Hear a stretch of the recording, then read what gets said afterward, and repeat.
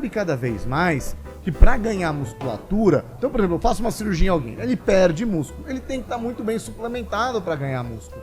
E quanto mais na terceira idade a pessoa, com o exemplo da minha cirurgia de prótese de joelho, a pessoa está mais tempo ainda sem musculatura, porque ela está com... Sejam muito bem-vindos ao segundo dia de congresso, aqui no 55º Congresso Anual de Ortopedia, reunindo as mentes mais brilhantes, os nomes mais decisores, os grandes formadores de opinião, os grandes especialistas da ortopedia brasileira. Realmente está sendo uma troca muito enriquecedora e a gente está dando o pontapé inicial nesse segundo dia de conversa aqui no MovaCast, aqui o espaço localizado no coração do nosso congresso de ortopedia, onde a gente está lançando a linha de produtos Movability, que vem aqui para realmente revolucionar o mercado, para trazer flexibilidade, vitalidade e longevidade para o seu sistema músculo-esquelético e para a sua vida como um todo, sem dúvida alguma. E para a gente iniciar os trabalhos aqui, muito bem acompanhado com ele, que é a autoridade máxima no assunto, Dr. Marco Demange. Bom dia, como é que você está, mestre? Tudo beleza? Bom? Tudo bem, tudo bem. Bom te ver, obrigado pelo tua convite presença. aqui. Vamos em frente, vamos em frente. A sua especialização no mundo da ortopedia, especificamente o joelho, é o que você mais trata. O que eu mais trato é joelho. Dia a dia. E como é que você tem visto, primeiro de tudo, os movimentos aqui no Congresso, essa oportunidade ímpar de networking, fortalecimento de laços profissionais e a perspectiva olhando para frente? Claro, o Congresso está muito bom. O Congresso em Brasília foi super organizado. Aliás, sou muito amigo do presidente do Congresso. O Beto fez uma organização muito boa.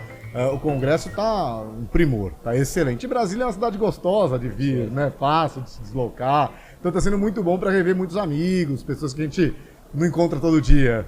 Me conta um pouco de como esse ofício da ortopedia, essa área, como é que ele despertou interesse em você a nível acadêmico primeiro e depois profissional? Claro, é super interessante isso, né? Eu entrei na faculdade de medicina em 95.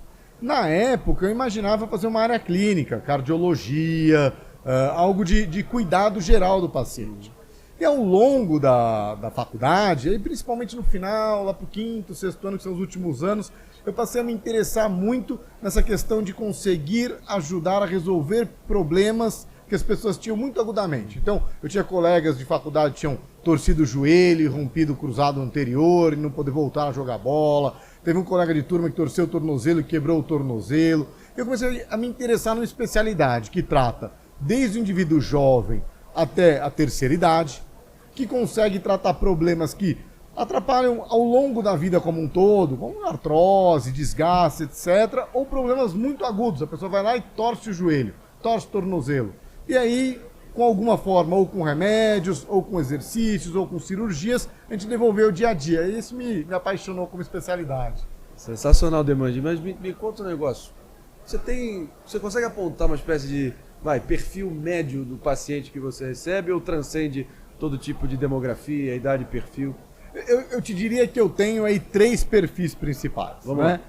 Um perfil é o perfil do jovem que está aí entre 18 e 25, 30 anos de idade, que geralmente torceu o joelho, machucou, foi jogar bola e se machucou.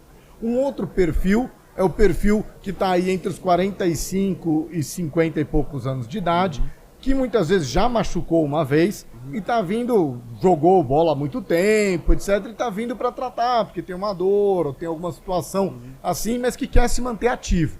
E o último perfil que eu tenho muito paciente no consultório é o pessoal que está na terceira idade, que ao longo da vida o joelho já se desgastou e aí já tem uma artrose mais séria, que a gente tem vários tipos de tratamento que a gente atua e aí culmina no máximo na situação mais grave uma cirurgia que chama prótese de joelho, que é substituir aí o revestimento da articulação. Então eu tenho esses 3 perfis aí no meu dia a dia. Nossa, e é realmente, não poderia ser diferente, né? Tá todo mundo fadado a isso, mas qual é a sua linha profissional?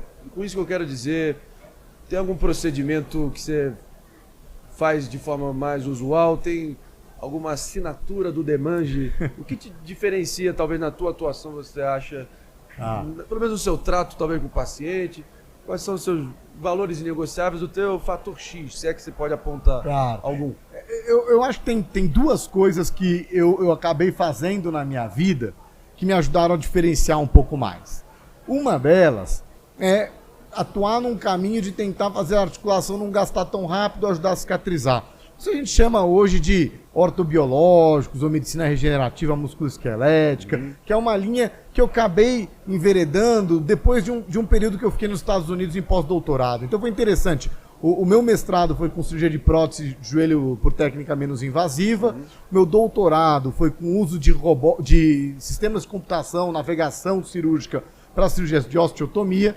E aí, quando eu fui começar a ver essa parte de cirurgias de osteotomia e tal, começou-se muito a tentar curar a cartilagem com cirurgias. Eu fui para os Estados Unidos, fiquei em Harvard um ano, no Brigham Women's Hospital, com um médico que é um expoente nisso, e depois num outro hospital, que é até o top 1 de ortopedia nos Estados Unidos, que é o Hospital for Special Surgery, vendo essa parte de métodos de regeneração tecidual, ortobiológicos, e eu enveredei nesse pilar. Só que um outro pilar que também eu fiz muito, por causa do doutorado usando navegação cirúrgica, eu fiz minha residência no Hospital das Clínicas, que foi o primeiro lugar que teve navegação cirúrgica no Brasil. Sensacional. Aí eu comecei a me interessar nesse assunto. E em Nova York, no Hospital for Special Surgery, foi um dos primeiros lugares dos Estados Unidos que tinha robô para fazer prótese de joelho.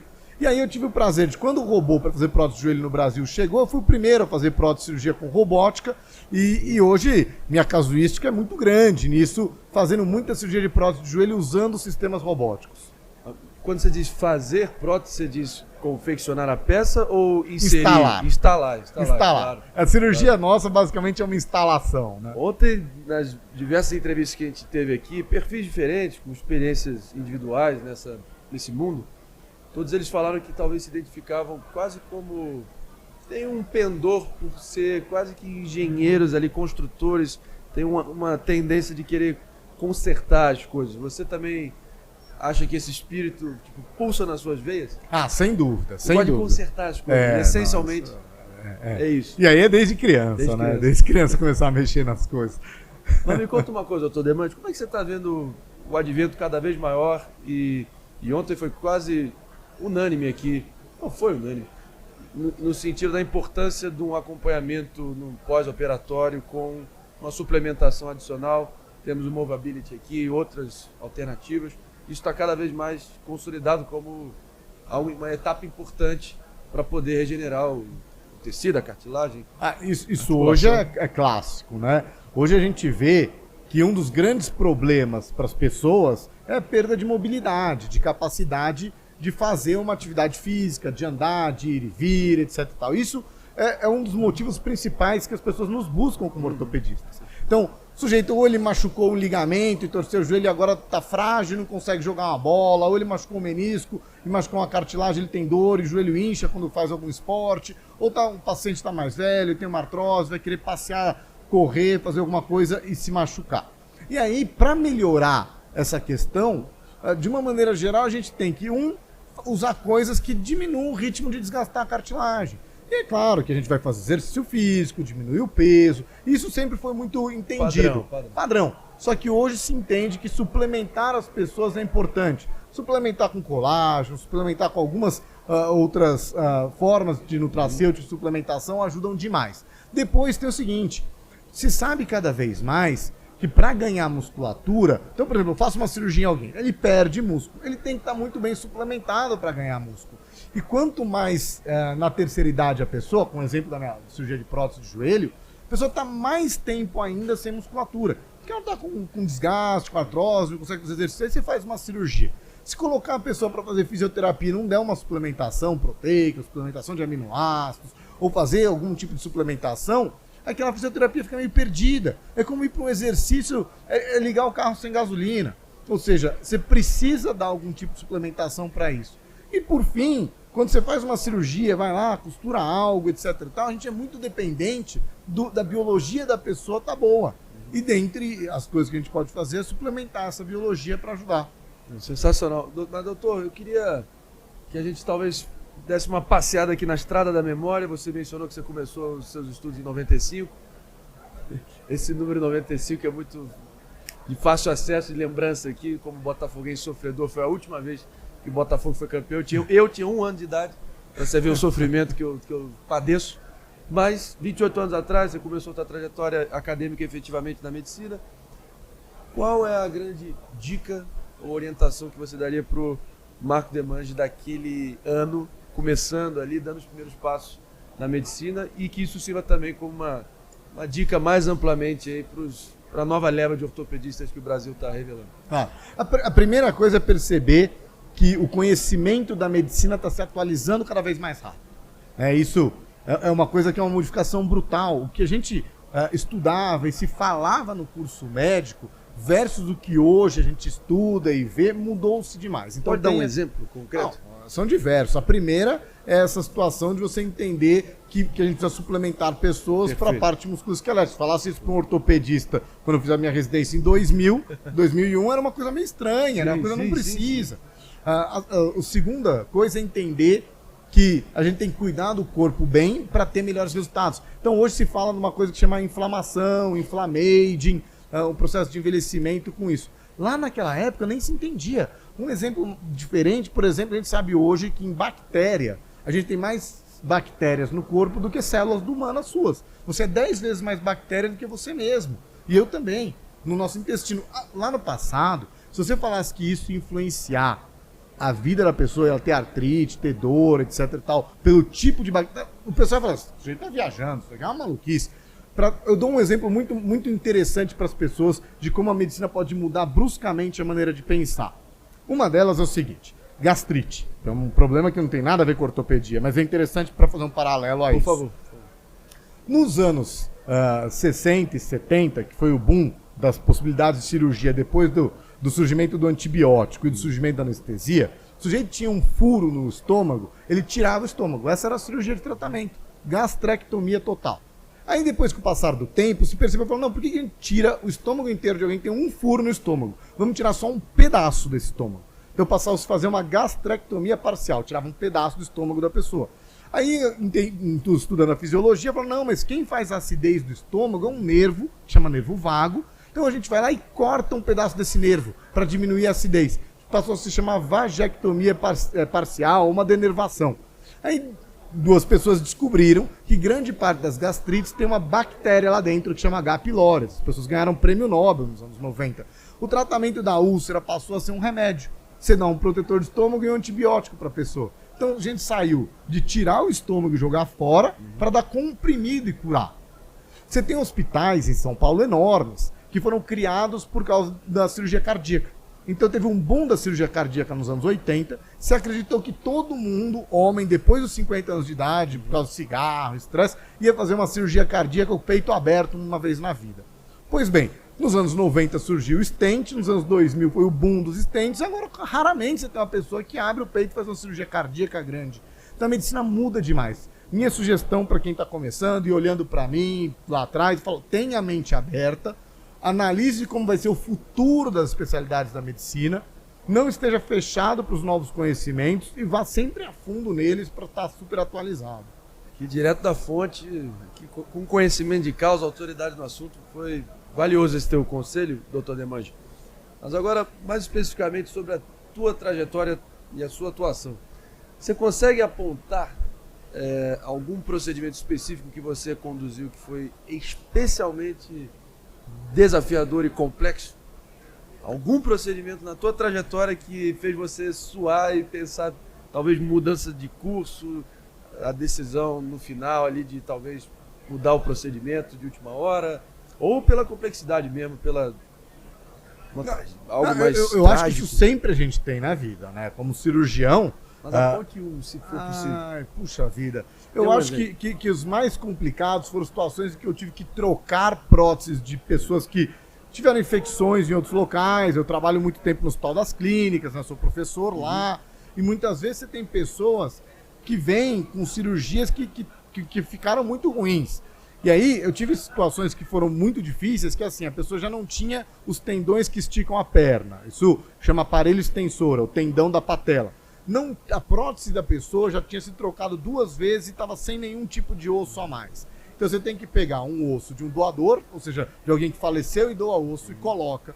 Você tem que colocar uma prótese, não normal, que é de revestimento, mas com pinos enormes dentro dela.